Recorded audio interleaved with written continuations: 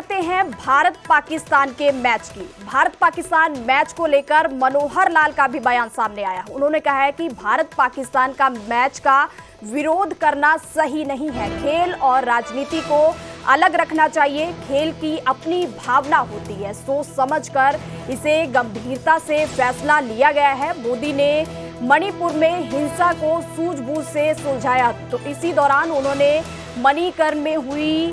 मणिपुर में हुई हिंसा को लेकर भी उनकी तरफ से जिक्र किया गया है। उनकी तरफ से कहा गया है कि पीएम मोदी ने मणिपुर में हिंसा को सूझबूझ से सुलझाया है। और इसी दौरान अनिल विज के बयान पर भी कुछ कहने से उनकी तरफ से इनकार किया है। तो भारत पाकिस्तान मैच को लेकर लगातार लोगों की तरफ से विरोध किया जा रहा है। कई लोग इस मैच के समर्थन में भी आए हैं। पॉलिटिशियन हैं, वो भी इस मैच का विरोध कर रहे हैं। तो कई पॉलिटिशियन हैं जो इस मैच के समर्थन में हैं। तो वहीं केंद्रीय मंत्री मनोहर लाल की तरफ से भी यह बयान दिया गया है। उनकी तरफ से कहा गया है कि भारत पाकिस्तान का मैच का विरोध करना सही नहीं है। विश्व में खेल का अपना एक सिस्टम होता है, अपना एक अनुशासन होता है, अपना एक प्रोग्राम होता है। उस प्रोग्राम में हम हर किसी को डिस्करेज कर रहे हैं और खास करके वो कोई खेल पाकिस्तान की धरती पर नहीं हो रहे हैं, वो खेल दुबई में हो रहे हैं। और दुबई में अगर टीमें चलती हैं तो वो किसी देश की कोई टीम खेलती है तो खेल के प्रोत्साहन देने के लिए उसमें कोई आपत्ति नहीं है। कोई देश का इतना बड़ा इन्वॉल्वमेंट नहीं है कि सारा देश उस पर लग पड़ा है। 11 खिलाड़ियों का टीम होती है, 11 इधर से होते हैं, 11 उधर से होते हैं। और खेल भावना, आखिर कोई दुश्मनी हमको परमानेंट स्थायी रूप से सारी उम्र के लिए बना के रखनी, ऐसा नहीं है। हमारी कुछ शर्तें हैं, उन शर्तों को मानते रहेंगे तो पड़ोसियों के साथ भी संबंध अच्छे बनाना कोई आपत्ति थोड़ी होती है। लेकिन शर्तें हमारी अपनी हैं कि आतंकवाद को बर्दाश्त नहीं किया जाएगा। अब आगे बढ़ते हैं और बात करते हैं करनाल की, जहां केंद्रीय मंत्री मनोहर लाल की तरफ से बैठक की गई है। कार्यकर्ताओं के साथ मनोहर लाल ने चर्चा की है। बाढ़ से कई राज्यों में भारी नुकसान हुआ है। हरियाणा में बाकी राज्यों की तुलना में कम नुकसान हुआ है। सरकार बाढ़ पीड़ितों के साथ खड़ी है। किसानों के नुकसान की सरकार की तरफ से भरपाई की जाएगी। तो मनोहर लाल की तरफ से यह बयान दिया गया है। बाढ़ को लेकर चर्चा की गई है। तो उनकी तरफ से कहा गया है कि कई राज्य हैं जहां पर भारी नुकसान हुआ है, पर हरियाणा में बाढ़ से कम नुकसान हुआ है। हर पार्टी, हर संस्था काम करती है, सब लोग काम कर रहे हैं, अच्छी बात है, मैं उनकी सराहना करता हूं। और जहां तक देश भर के अंदर अलग अलग प्रांतों में बाढ़ जो आई है, उसके अंदर बहुत ज्यादा जो प्रभावित प्रदेश है उसका स्वयं दौरा कहीं प्रधानमंत्री जी ने किया है, कहीं होम मिनिस्टर ने किया है, जम्मू कश्मीर, पंजाब, हिमाचल और इन सब स्थानों पर दौरा करके आए हैं। बाढ़ का नुकसान हरियाणा में भी हुआ है, लेकिन उन प्रदेशों की तुलना में उतना नहीं है।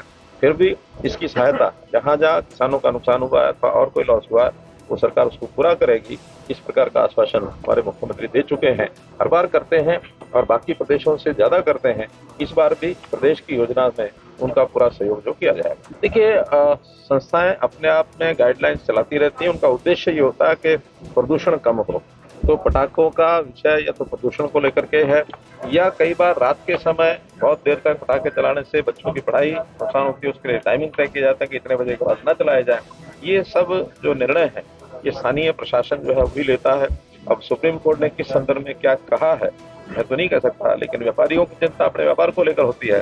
कुल मिलाकर के जो बड़ा हित होता है उसको ध्यान में रखा जाता है।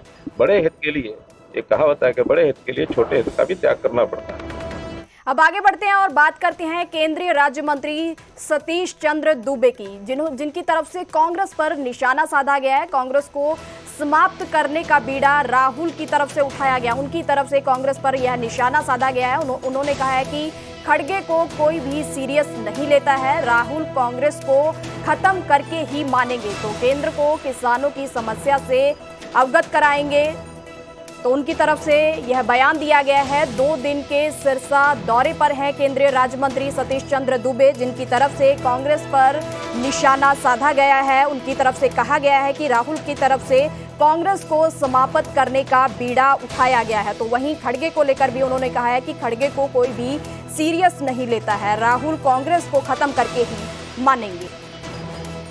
कोई सीरियस नहीं लेता है। और शायद आपको याद होगा, आप इतिहास हमसे ज़्यादा पढ़े हैं, कि कांग्रेस पार्टी का निर्माण ही हुआ था देश को आज़ादी दिलाने के लिए। और गांधी जी ने कहा था कि जब जिस काम के लिए कांग्रेस की स्थापना हुई वो काम पूरा हो गया, कांग्रेस को खत्म करनी चाहिए। तो उस समय के तत्कालिक प्रधानमंत्री पंडित नेहरू जी ने कांग्रेस को समाप्त नहीं किया, लेकिन उस काम को पूरा करने के लिए राहुल जी कदम उठा लिए हैं, बीड़ा उठा लिए हैं। कांग्रेस को समाप्त करके ही मानेंगे।